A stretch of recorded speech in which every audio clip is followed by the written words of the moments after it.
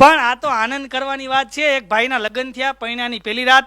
અને આ વાત મારી તમે સમજશો ને સાહેબ, તમારા લગ્ન જીવનમાં કોઈ દી વાંધો નહીં આવે સાહેબ. અહીં ઘણા પરણેલા પુરુષો બેઠા છે અને કુંવારા બેઠા, એ બધાને મારી વિનંતી છે, કન્યા જોવા જાઓ 2 વર્ષ મોટી ગોતજો, ખીજાય ખોટું ન લાગે. વડીલ ખીજાણા હોય એવું લાગે. આ ફિલિંગ એવી આવે, વડીલ ખીજાણા હોય. એક ભાઈને લગ્ન થયા, પૈણાની પહેલી રાત, પતિ પત્ની રૂમમાં સૂતા હતા. સવારમાં પુરુષ ઊભો થયો, 2 કપ કોફી બનાવી, એની ઘરવાળીને ઉઠાડી કોફી પીવડાવી. આ ક્રમ 50 વર્ષ સુધી આવેલો. રોજ સવારમાં પુરુષ ઊભો થાય, 2 કપ કોફી બનાવે, એની ઘરવાળીને ઉઠાડે, એની ઘરવાળીને કોફી પીવડાવે. 2 માણસની ઉંમર 75 વર્ષને આળે ગાળે પહોંચી ગઈ. ત્યારે ડોશીમાં બેઠા બેઠા રોતા હતા. અને દાદાએ પૂછ્યું, તું શું કામ રો છો? 50 વર્ષમાં મેં તને કોઈ દી તુકારો નથી કીધો. રોજ સવારના પોરમાં હું 2 કપ કોફી બનાવું, તને ઉઠાડીને કોફી પીવડાવું છું, અને તું રો છો હું કામ? અને ત્યારે ડોશીમાં રોતા રોતા કીધું, 50 વર્ષમાં તમે ક્યારે મને પૂછ્યું કે તને કોફી ભાવે?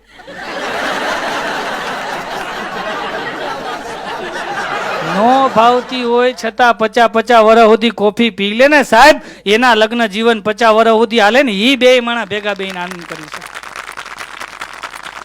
બાકી શક્ય જ નથી સાહેબ આનંદ કરવો. એ કરી શકે, 2 ભેગા બેહીને આનંદ કરી શકે. એટલે મારી પાસે વધારે સમય નથી, છેલ્લી વાત કરી અને મારા શબ્દોનો વિરામ આપું. એક ડોશીમાં 90 વર્ષની ઉંમર, અને બરાબર એમ કે બસ સ્ટેન્ડે આવ્યા, અને વોલ્વો બસ એમ કે આખી ભરેલી હો, આખી વોલ્વો બસ ભરેલી. જો આજે તમને આ ભારત વિકાસ પરિષદ, સોમનાથ શાખા અને આ આખા બધાય એમ કે બધા મિત્રો વડીલોએ જે આની માટે જહેમત લીધી છે, આ કાર્યક્રમ કરવામાં કમસે કમ 2 થી 3 દિવસનો સમય લાગ્યો એ લોકોને. કારણ કે આ બધું બહુ ભેગું કરવું અઘરું છે ભાઈ. અને એ સમયની અંદર તમે આનંદ કરી રહ્યા છો ત્યારે આ વાત કરું છું કે 90 વર્ષના ડોશીમાં બસ સ્ટેન્ડે ગયા, વોલ્વો બસ 40 સીટની, એ બસની અંદર ચડ્યા એટલે આખી બસ ભરેલી હતી, એકય સીટ ખાલી નહોતી. અને ડોશીમાં એમ કહીને આમ નેજવું કર્યું ને, કોઈએ જગ્યાનું ન આપી ડોશીમાં, કોઈ બેહવાનું ન કીધું. ડોશીમાં નિમાણા થઈ અને ડ્રાઈવર પાસે આવીને ઉભા રહ્યા. અને ત્યારે ડ્રાઈવરે કીધું કે માડી તમને કોઈ જગ્યા ન આપી? અને ત્યારે ડોશીમાં કીધું કે યહાં પે સબ હમ સફર હે, કોઈ હમદર્દ નહીં હે સાહેબ, એ સબ હમ સફર હે.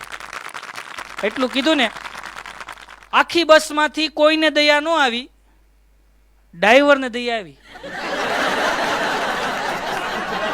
કે મારી બોનેટ ઉપર ગાડી નાખી દઉં, પગમાં શેકાઈ થાય. તો ડોશીમાં બેહી ગયા, બોનેટ ઉપર ગાડી નાખીને બસ હાલતી થઈ. 15 કિલોમીટર બસ હાલીને એક 22 વર્ષની છોકરી જીન્સનું પેન્ટ અને ટી શર્ટ પહેરીને બસમાં ચડી. બસમાંથી 17 જણા બોલ્યા, હે મેડમ! 2માં 3 બે અકળશ મુકળશ.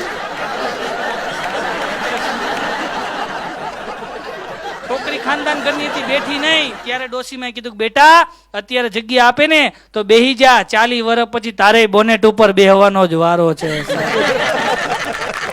એમ જિંદગી મળી છે ને તો આનંદ કરી લેવો. મારો કવિ લખે છે, જિંદગાની નાની એવી નાની સી કહાની, કહી ગયા સંત મહાજ્ઞાની, આ તો ફાની તો થવાની. વર્ષોની જિંદગાની અડધી ઊંઘમાં જવાની, બાકી રહેવાની કથની કહેવાની, બાળપણની નાદાની તોફાનમાં ખપવાની, ત્યાં છાનુમની જુવાની આવવાની, પછી નાચવાની કૂદવાની, પાંદાની ફૂલદાની, અત્તરોની મહેક મહેકવાની, અને જુવાની જવાની, અને જાતા જાતા લાત મારવાની કહેવાની કે હું પાછી નથી આવવાની સાહેબ.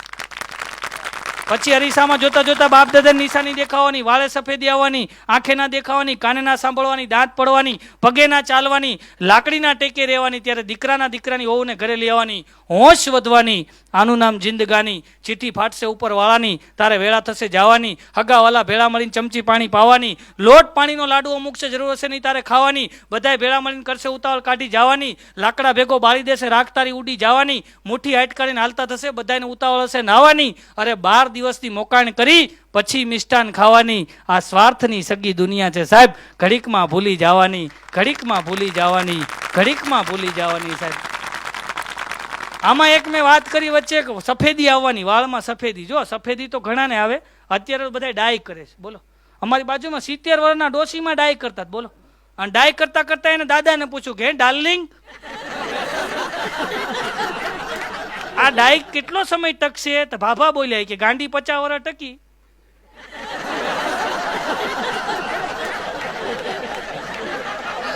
એક બાપાએ તો લંડન એના છોકરાને ફોન કર્યો. બોલો, તેને છોકરાને હોવે ઉપાડ્યો. તો બાપા કે જોન ક્યાં છે? જોન. તેને છોકરાની હોવ બોલી, બાપા ઈ બાથમાં છે. કે ઘડીક વાર છૂટો મેલો ને, મારે વાત કરવી. બાથમાં છે. એક ઘરમાં દાદા ડાય કરે, દાદી ડાય કરે, કાકા ડાય કરે, કાકી ડાય કરે, પપ્પા ડાય કરે, મમ્મી ડાય કરે, આખું ઘર ડાય કરે. બોલો, બધાય કાળા વાળ કરે. એમાં 8 વર્ષનો છોકરો બધું જોવે, એ રહોડામાં ગયો, ધોળું માથું કરીને આવ્યો. અન કાળા માથાવાળા બધા કુંડાળે પડ્યા. અમે બધા ધોળામાંથી કાળા કરીએ છીએ, તું કાળામાંથી ધોળું કરી આવ્યો. ત્યારે છોકરો બોલ્યો, ઘરમાં કોક વડીલ તો જોઈએ ને. સાહેબ, જે ઘરમાં વડીલની સલાહ નથી લેવાતી ને ત્યાં સમય જતા વકીલની સલાહ લેવાનો વારો આવે સાહેબ. કારણ કે બગડેલા કેસને સુધારે ને એને વકીલ કહેવાય, પણ કેસ બગડવા ન દે ને એને વડીલ કહેવાય સાહેબ. એટલે વડીલને સાચવતા રહેવા, સૌ પરિવાર સાથે જોડાયેલું રહેવું. આપ સૌએ મને શાંતિ જાળવીને માણ્યો એ બદલ આપ સૌનો ખૂબ ખૂબ આભાર. સાજે દિલ में तराने बहुत है, अभी जिंदगी जीने के बहाने बहुत है, अरे गैरों की डेलीज पे पाँव न रखो यारो, अभी अपने घर में खजाने बहुत है साહેબ. अभी अपने घर में खजाने बहुत है साહેબ. હજી આપણા ઘરની અંદર જ એટલા બધા ખજાના જ આપણે બહાર લેવા જવાની જરૂર નથી ભાઈ. હું તો આફ્રિકા 2008માં ગયો ને, હવે ત્યાં એટલા બધા માણસો કાળા, એટલા બધા કાળા, એટલા બધા કાળા, અંધારામાં દાંત કાઢે ખબર પડે, ઊભો નકર ભટકાય. તો હું તો આફ્રિકા ગયો, અહીંયા ઓલો કાળિયો ડોરબેલ વગાડે એટલે હું દરવાજો ખોલું હોટલનો, એટલે કાળિયો બોલે જાંબો બોંદિયા. મેં કીધું નવસાદ કોટડિયા. તો વયો જાય ભાઈ. બીજે દિવસે સવારમાં પાછો આવે, પાછો ડોરબેલ વગાડે, હું દરવાજો ખોલું એટલે પાછો બોલે જાંબો બોંદિયા. મેં કીધું નવસાદ કોટડિયા. આવું 8 દી સુધી આવેલું ભાઈ. 9મા દિવસે સવારના પોરમાં ગુજરાતી મને કહી ગયા, મને કે તારું નામ નથી પૂછતો. મેં તો મને કે જાંબો બોમ દિયા એટલે અહીંની ભાષામાં ગુડ મોર્નિંગ થાય. સવાર કે છે, મને આવડી ગયું. 9મા દિવસે જેવો કાળીએ ડોરબેલ વગાડ્યો, દરવાજો મેં ખોલ્યો, પેલી ફૂંક મેં મારી. મેં કીધું જાંબો બોંદિયા. મને કે નવસાદ કોતદિયા.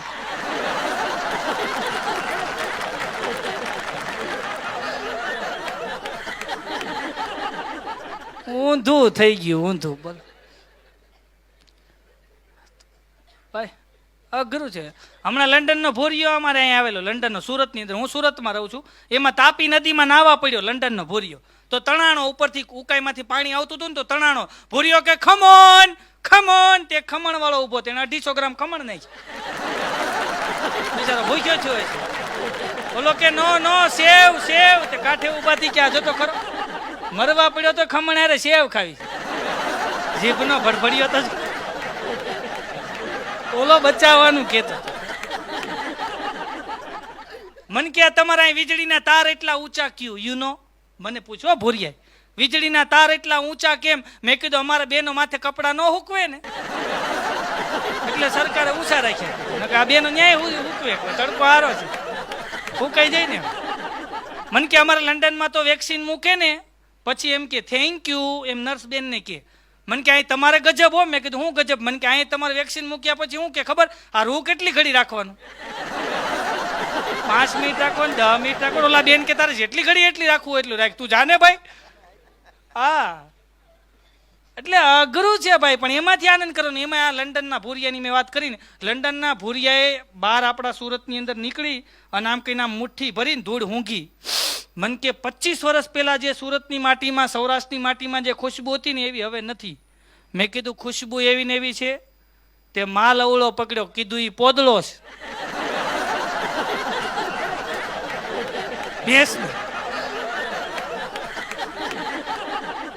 चंदन है इस देश की मिट्टी, तपोभूमि हर गांव है, हर बाला देवी की प्रतिमा, यहाँ बच्चा बच्चा राम है साहब, यहाँ बच्चा बच्चा राम है. आ भारत देश ની ખુશ્બુ કોઈ દી ફરે નહીં. એક જગ્યાએ મેં કીધું યોગ કરો ને તો 1 લાખ રોગ મટી જાય. એક ભાઈ ઉભા થયા, મન કે મારું માથું દુખે, શું કરું? મેં તો શીર્ષાસન કરો. મન કે કેવી રીતના? મેં તો માથું નીચે ને ટાંટિયા ઉપર. તો બીજે દિવસ સવારમાં આવ્યો, મન કે શીર્ષાસન કરતો હતો ને તો ફાયદો થયો. મેં કીધું 1 દીમાં નો થાય. મન કે થયો. મેં શું ફાયદો થયો? મન કે ઊંધા માથે થયો ને તો કબાટ નીચે 500 નોટ જડી. મુંબઈમાં બ્રિજ બનાવવાનો હતો ને તો એમાં ટેન્ડર ભરવાના હતા. એમાં એક ગુજરાતીએ ટેન્ડર ભર્યું, એક મરાઠીએ ટેન્ડર ભર્યું, એક મદ્રાસીએ ટેન્ડર ભર્યું. તો પેલા આવેલા મદ્રાસીને અંદર બોલાવ્યા અને સાહેબે પૂછ્યું કે આ બ્રિજ કેટલામાં બનાવી દેશો? એટલે મદ્રાસી કીધું કે 300 કરોડમાં બ્રિજ બનાવી દઈશ. એટલે સાહેબ કે 300 કરોડ કેવી રીતના? કે સાહેબ 100 કરોડ રૂપિયા મજૂરી, 100 કરોડ રૂપિયા સામાન અને 100 કરોડ રૂપિયાના હરિયાણા આવું બધું લાવવું પડે. એટલે 300 કરોડમાં. તો ઓલા સાહેબે કીધું તમે કાંઈ નહીં કમાવો? કે ના, મારે નથી કમાવું, મને મહારાષ્ટ્ર સરકારની સેવા કરવાનો મોકો આપો. એટલે સાહેબ કે કાંઈ વાંધો નહીં બહાર બેહો. પછી મરાઠીને બોલાવવામાં આવ્યો, મરાઠી આવ્યા. એ કે તમે આ બ્રિજ કેટલા બનાવી દેવો? એટલે મરાઠી સાહેબે કીધું કે હું 500 કરોડમાં બનાવી દઈશ. કેમ 500 કરોડ? તો કે 500 કરોડમાં કે 200 કરોડનું મટીરિયલ થાય, 100 કરોડ રૂપિયા મજૂરી થાય અને 100 કરોડ રૂપિયા હું કમાઉં, એટલે 500 કરોડમાં હું બનાવી દઈશ. પછી આપણા ગુજરાતીનો વારો આવ્યો. ગુજરાતી અંદર આવ્યો, હાથમાં માવો હતો, માવો ચોલતો ચોલતો મોટી જબર ફાઇન, માથે તરબૂચ જેવી ટાઇલ, આવ્યો સાહેબની સામે બેઠો. સાહેબને કે સાહેબે પૂછ્યું કેટલામાં તમે બ્રિજ બનાવી દેવો? એટલે આપણો ગુજરાતી હતો એ બોલ્યો કે 1000 કરોડ. કેમ એટલા બધા? 1000 કરોડ રૂપિયા કેમ? એ કે સાહેબ 300 કરોડ તમારા.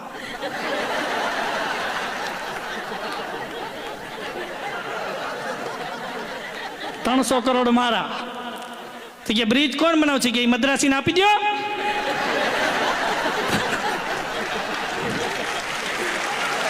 હજી કામ ચાલુ છે, હું ગયો તો કાલે જોવા. ગુજરાતી છે ભાઈ.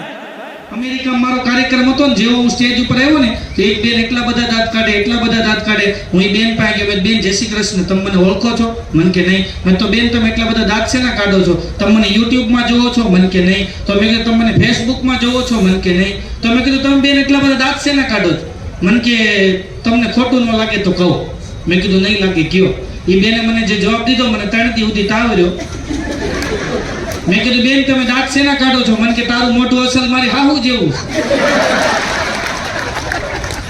બોલે એને મારામાં હાહુ દેખાય. જુઓ ને તો કોઈ કવિના શબ્દો યાદ આવે કે મંદિર में दाना चुगकर चिड़िया मस्जिद में पानी पीती है, मैंने सुना है राधा की चुंदरी कोई सलमा बेगम सीती है. एक रफी था जो महफिल में भी रघुपति राघव गाता था. एक प्रेमचंद बच्चों को ईदगाह सुनाता था. कहीं कृष्ण महिमा गाता रसखान दिखाई देता है. अरे औरों को लगते होंगे हिंदू और मुस्लिम, मुझे तो हर शख्स में इंसान दिखाई देता है. मुझे तो हर शख्स में इंसान दिखाई देता है. और मेरा मजहब ये जो हथेलियां बताता है, जुड़े तो पूजा, खुले तो दुआ कहलाता है. वो सिर फिरे लोग हमें दुश्मन जा कहते, बाकी हम तो वो लोग हैं जो इस देश की मिट्टी को भी माँ कहते. इस देश की मिट्टी को